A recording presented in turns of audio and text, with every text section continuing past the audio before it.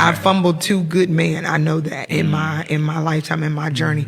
Both of them challenged me as a woman. They put a mirror in my face and said, "You need to fix that. Why would you do that? Why do you act like that? Why do you talk like that?"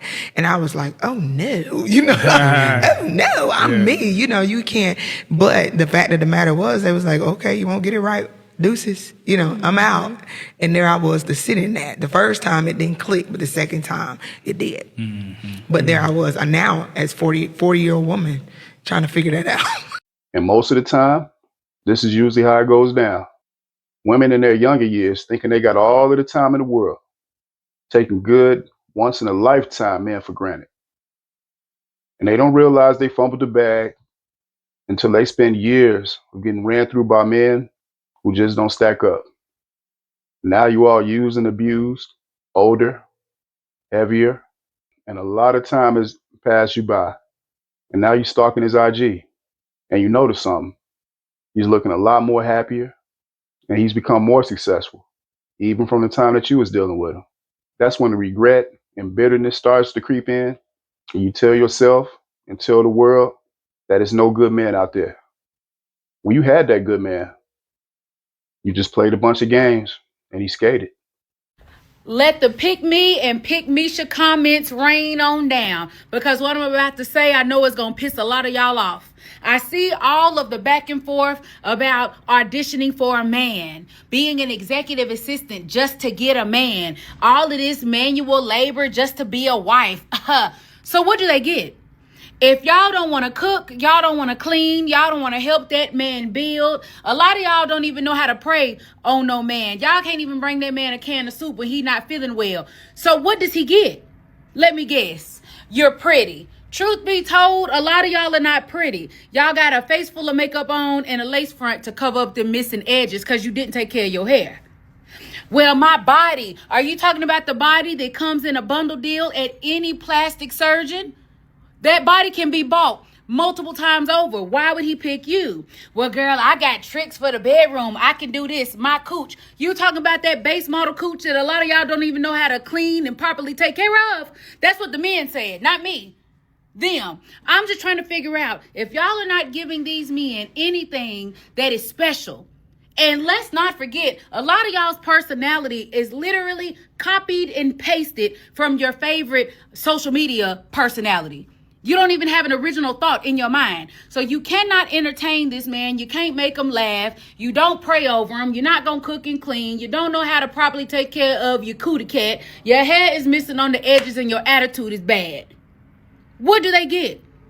But all the while, y'all want these men to get up every day and work as hard as they need to work to pay all the bills, put you in a lavish lifestyle, keep you up, treat you like a princess, take you out of town, take care of kids that they did not create, because some of us come with kids, right? Deal with nasty attitudes. Help me to understand why y'all think y'all are the prize. She said a lot. I don't really think I got to add much, but I will say most of these modern women are bartering their reproductive gifts for monetary consideration. To put it more plainly, they selling pussy, nigga. Okay, so these motherfuckers playing with me. I asked them several times about my motherfucking food stamps.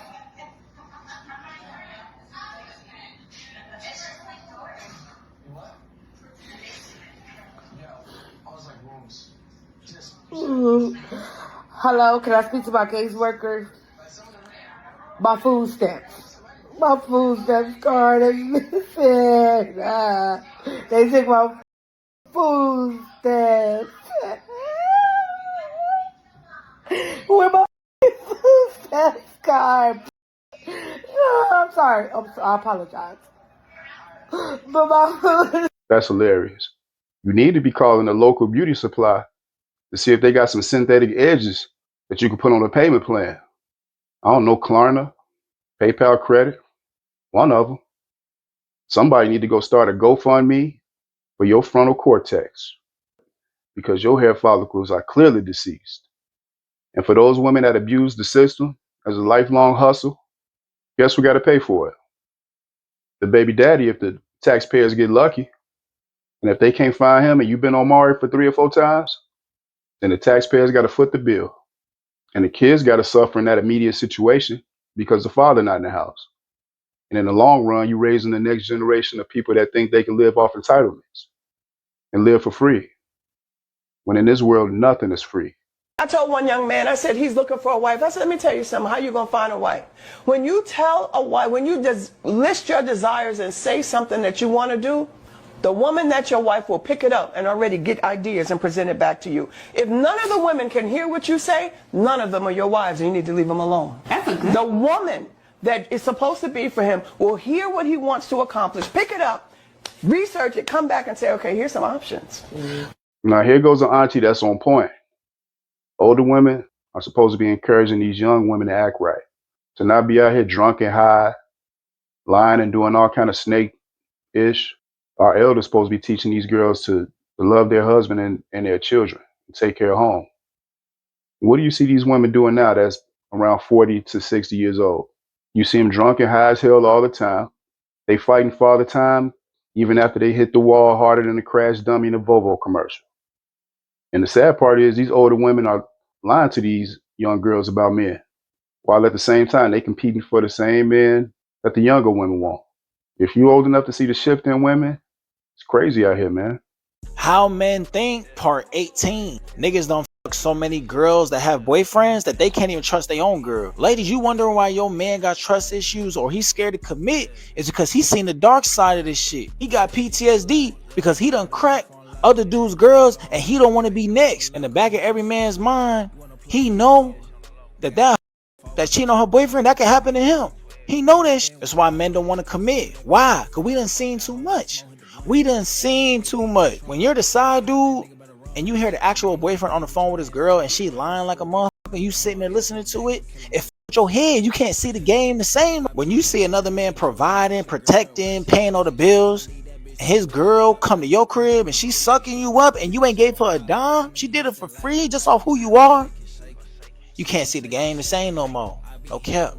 Now, I'm not an advocate of dealing with married women or women in relationships, but in my younger pookie years, I saw it all, to the point where it may have damaged my trust in all women.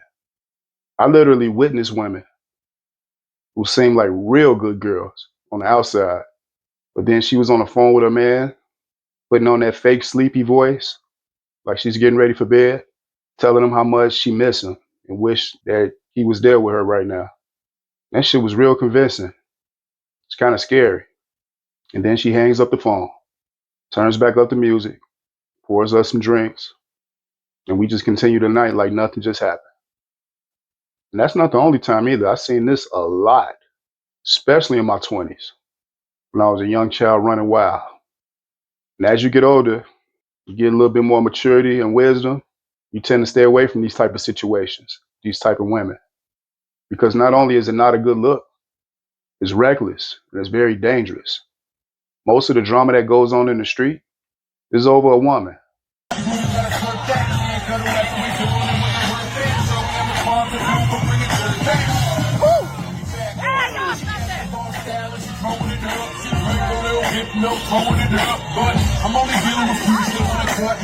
You know what? You got Sir got me fucked up because I just knew they was doing a dance routine and I thought this was the intro.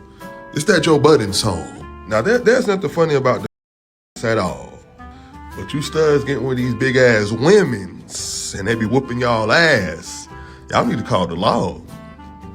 Lock him up. Hell no, y'all can't be out here getting y'all ass whooped by these big ass women. Got them slinger ass around like a damn Raggedy Ann doll. But it is okay to defend yourself. You're not gonna go to jail. And why ain't nobody helping? Oh, they thought they was about to start crumping and shit. You got served, I forgot. When you take all of the relationship types, such as straight couples, gay men, or lesbian couples, and you look at their divorce and breakup rate, the breakup and divorce rate of lesbian couples is almost twice as high as any other group. What can we conclude from this study?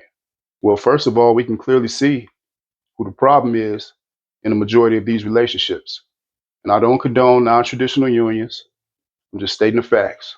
Since when did co-parenting mean do everything my way or you don't get to be a dad at all? Let's call it what it is. Control, not concern. You won't help, but only if it's under your terms, your rules, and your method. Otherwise, you weaponize the child. and cry he's not involved when you the one that pushed him out. It's not about what's best for the kid anymore. It's about what makes you feel powerful. I'll be glad when they start locking up these women that weaponize their children against the father in the same way that these men have been locked up for the last 50 years for unpaid child support.